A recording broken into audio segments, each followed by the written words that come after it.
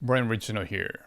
Today I want to share with you the scam that I got ripped off by about $11,000. I did a little again get into something that I didn't know anything about, and I didn't do my homework. I did some, but it was not enough. I was pretty naive. So what happened was I did a renovation of my condominium, and I looked for this contractors to do some renovation. And I checked on Yelp, and then there was a guy who has like a 5 star, but then he was a handyman, like has a company, right? But then the scope of the business was not the handyman level. It's a lot bigger one. But he was, and when I talked to him, like, yeah, he said, oh yeah, I can do it because I have a license, general contractor license, which it requires, like, after, if the project gets bigger. So I said, okay, my mistake number one, I didn't check his license in the official title. I actually took his word, and I really needed to, especially the amount was that big. And he was a really charming guy, right? Of course, like, if uh, deal with like tens of thousands of dollars for renovation, like, the other person is gonna be pretty nice. I didn't know, but I thought he was a decent guy. So he came in, did some work, and then he all of a sudden said something like, "Oh, need a blah blah, like this kind of material fee, yada yada." And it costs about $11,000 to buy all these things. I thought it was too much for a moment, but I didn't know better. So I thought it might be that's how much it cost, right? It's crucial that you never pay. You gotta check, like, you gotta get the detail, like what kind of materials you're gonna get before you pay anything to the contractor, and then not paying, like, I think a 11,000 was like almost 1/3 or one third of the entire budget of the scope of the work. And yeah, you never pay 1/3 up front unless it's like approved by the law. I think it was illegal doing that kind of crap. But I didn't know better, so I said, you know what, and actually, you know what, this guy was so prime, right? So he primed me in a sense. He was like, yeah, we're a buddy. So he invited me to his house and to, like, grab beers and things, because it's gonna be a little bit of like probably like a month or something like that. Construction, like the renovation. So he and so I kind of felt like we became friends. No, yeah, I didn't know him at all. This slimy guy, right? Friendship takes a long time to actually, develop, and he actually really didn't earn any of the trust, but I trusted him. So I gave this guy 11,000, and we can.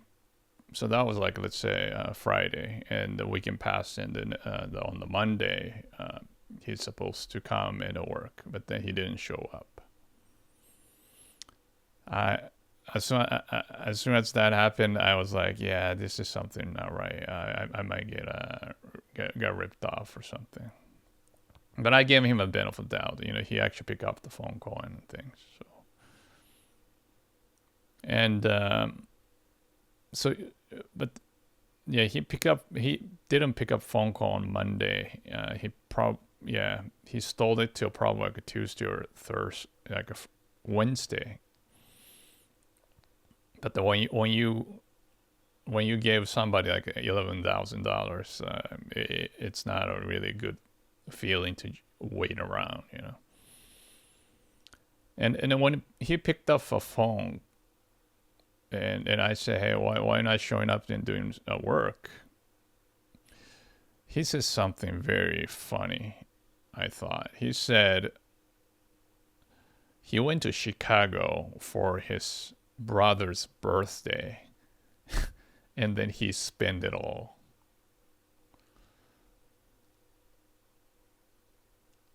I'm sure it was the best birthday party that he ever gave to his brother. What a piece of shit that guy was. But anyways, that type of scammer guys never really have any savings. So even if that's the problem with the scammers. Like even if you actually sue these people, and then even if you win, wasting like spending like a year or two for that, like some sort of like a litigation, you're not gonna collect a cent because they're broke. Okay, so you really don't want to get into that type of situation. You know, and then the legal procedure is so tedious and very long. And God forbid if you actually hire a lawyer. You know, a lawyer is the one that you actually use it the very, very last resort. Imagine if I had a lawyer, right? I didn't go through the. I kind of knew this is gonna be a bad ones, but I paid the lawyer. Maybe he won. That's fine. But I pay the lawyer, and then what? He doesn't have money, so I lose money. I pay the lawyer, and then what am I gonna get? You know, just the verdict of winning. It doesn't make any sense to me. But so this guy actually disappeared. Of course, you know, he couldn't show up, and I contacted to I think it's like a contractor's like office of whatever in Los Angeles, and I thought there's nothing comes out of it, right? But then one of the investigator actually showed up probably 2 years or year or 2 years later, a long time later, and then knock on my door, like a door, and say, hey, you know, kind of he wanted me to identify anybody that I recognize from the pictures, like a bunch of pictures of kind of line up the pictures. And I immediately noticed that that's the guy's in, you know, and I said, oh yeah, this is the guy that ripped me off. And he told me that this investigator told me that he got arrested in Long Beach for some sort of like another fraud, and then he's in jail. And I said, oh, that's good. Finally, after 2 years, something like that. And so long story short, I thought, you know, there might be some justice, right? But the problem is, so he's in jail, and the actually DA, district attorney, actually called me and said, hey, you know what? He said he made a deal with this guy, the scammer, that he's gonna release him, but then the condition is that he's gonna pay me back $200 a month for 5 years or something like that, to pay off all these things. I mean, $200 a month is nothing, you know. I mean, but it's better than nothing, right? For 5 years. So I was pretty happy that I sent this DA a little like you know Starbucks gift card or something. But then what happened is, so I get the first month check, because maybe when he got released, he had to write a check to me. As you can guess, I never got a check ever again. And DA called me, right? Probably a month, 2 or 3 months later, or maybe I emailed him like, "Hey, what's going on?" or something like that. And he said that this guy fled to Chicago and there's nothing he could do. This is the justice system in a nutshell. Okay, you really have to protect yourself from the scammers. And then what I made a mistake is that I assumed that the people would not act in this way. Your moral standard is yourself, right?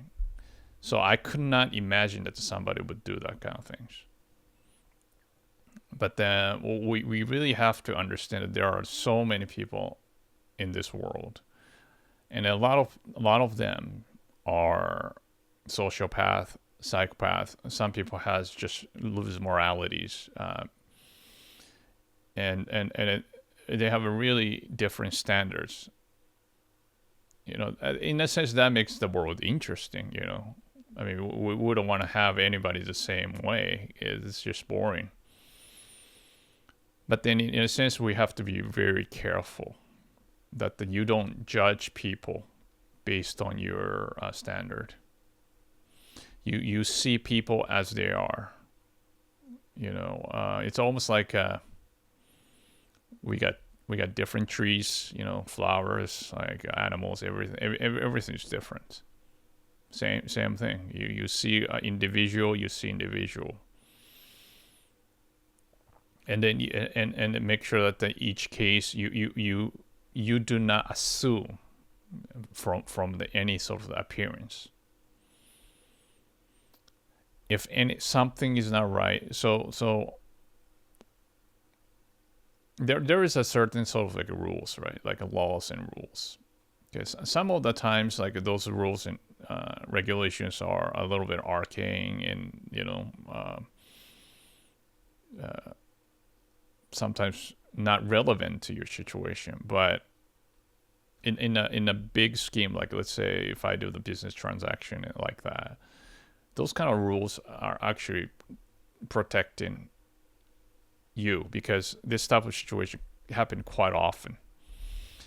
I didn't really